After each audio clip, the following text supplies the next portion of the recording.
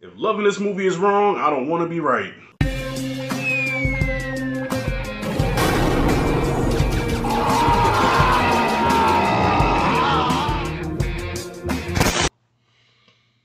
I needed a few hours, y'all. I watched this movie.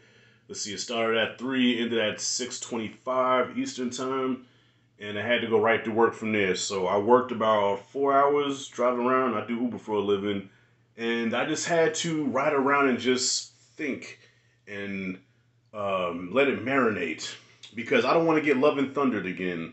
But before I go any further, I just want to give a special shout out to Anthony A. Perez for telling me, Rashad, you gotta get that AMC A-list, bro. You gotta get it, man. It's a steal. You gotta get it.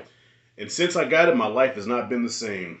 Since I saw the Batman in Dolby, it's hard for me to go back to what I was used to, and that's going to my local theater, seeing it on a regular screen. Since Dolby came into my life, I've been a different person. I see movies differently now. And a couple of stinkers that I got tricked thinking that it was a good movie, but it wasn't because of the Dolby experience. So I said, okay, I don't want to get fucking Love and Thunder again. I want to really think about this movie and just decide if I really like it or not.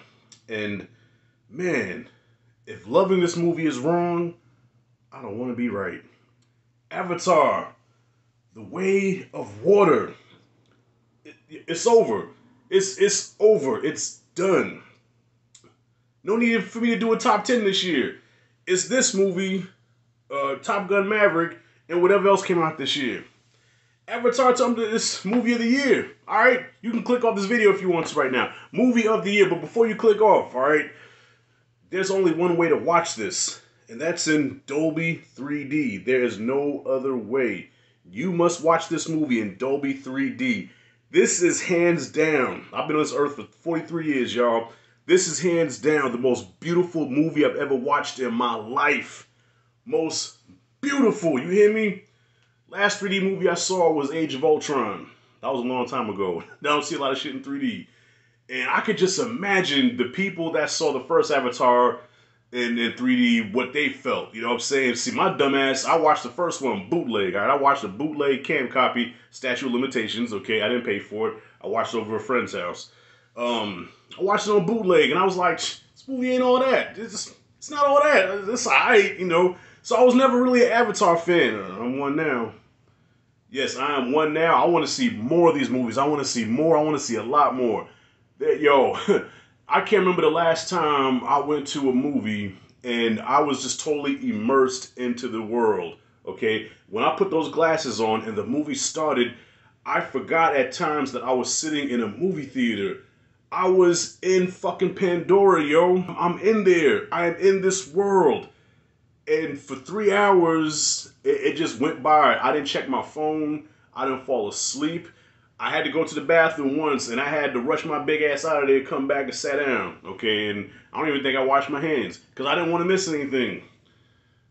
I'm going to see this again. I'm probably going to go see it twice. So fuck a regular review where I'm going to the story and the elements and all this and that. No. I'm talking about this. I'm talking about a movie, the experience that I just had that I want to share with y'all. That this is what you go to the movies for. This is why you pay your hard-earned money. This is why I pay my hard-earned money to go to the movies. This really restored my faith in because this year's been a little lackluster, if I can be honest with you. Yes, there's been some dope shit come out this year, but overall, I'm not really impressed with 2022, y'all. I'm not.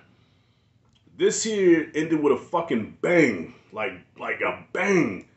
Man, when I say the colors, the sharpness, the crispness of the CG, even the avatars themselves, the what do you call it, the Navi.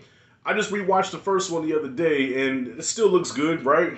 But man, you can just see the leaps and bounds that how better technology got. It's almost like watching Toy Story 1 and Toy Story 3. You see the difference. All right, better yet, Toy Story 4. You see the difference in the detail. They feel like real characters. They feel like real creatures. They got more weight to them. They move more fluidly. The action scenes worked. The emotions hit when it was supposed to. The laughs came when they were supposed to. So this is like the overall ultimate experience. You laugh. I'm just talking about me now. I laughed. I shed some tears. I was on the edge of my seat. I'm in awe. Like, I'm watching in such awe. I know I keep like looking up because I wish I was watching on the screen right now. I'm looking at it with such awe, like kind of like how when I first saw the first Jurassic Park. When I first saw Jurassic Park and the dinosaurs and how real they looked, and I'm just like, yo, I wish they had cameras looking at all our reactions because if you'd have got me, I was even smiling at times. I was even like, I just had a big smile on my face. I love this movie. So listen to you, I ain't got a lot to say. I want to do a spoiler review where I get more into the film itself, but man, this movie was such an experience. I loved everything about it. I don't have, if I could have one little gripe, one little nitpick, there were a couple of times where, I guess with the 3D or whatever, when something's moving real fast, it looks like it's moving like in, Benny Hill fast motion, and a little jarring a little bit, you know what I'm saying? But that's just little stuff. I loved everything about this movie and just the family dynamic. Like, this movie is really about family sticking together as a family. You know, it's sad that they did more as far as capturing what a family's supposed to be than the Fast and Furious did in 9 fucking movies. All right, just because you say family don't make you family, you can be like, hey, your family and your family and your family.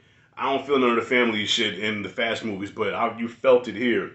You felt the family dynamic and the closeness and just the heart, man. That's the thing I like about James Cameron's movies is the heart that he puts in it. You could tell he doesn't make movies just to get a paycheck. It's not just like, okay, the studios pay me to do this, I'm gonna make this film. Kind of like, you know, with Marvel, these directors are not showing their vision. They're showing Marvel's vision. They're showing Kevin Feige's vision, but putting their expertise on how to make a movie to put that to screen. Okay, you could tell this is a very personal film. This is a film that he really took a lot of care of and took his time with. It took 13 motherfucking years. Okay, took his time with this, and it showed because this was something that stuck to the ribs, not like fast food.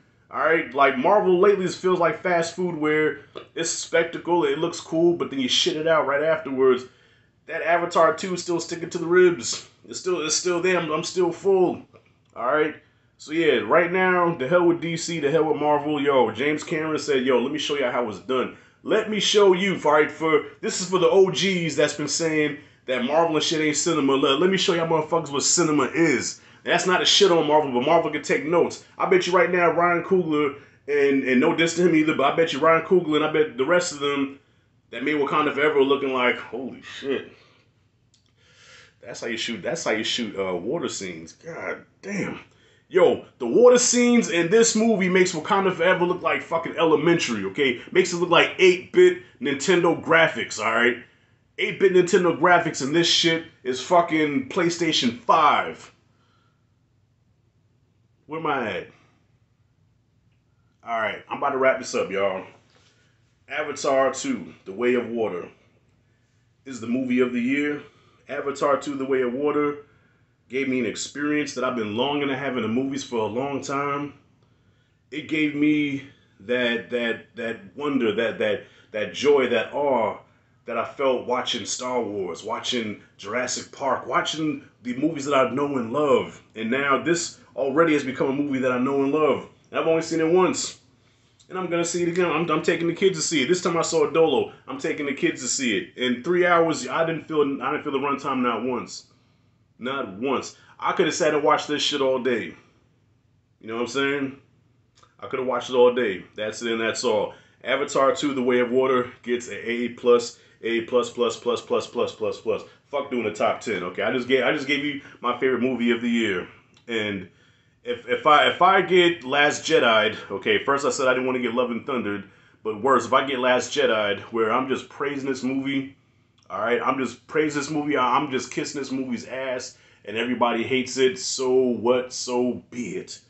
All right, I was embarrassed by Last Jedi. I'm like, oh shit, is The Last Jedi, is it really bad? Because when I first reviewed that motherfucker, I loved it, you know what I'm saying? But then I was like, damn, I guess it's not there. But no, I'm sticking by this, I don't give a damn. If loving this movie is wrong, I don't want to be right. That's it and that's all. Like, if you like and dig this content, hit that like and subscribe notification bell in the corner. This is Rashad G signing out. See you in the next video.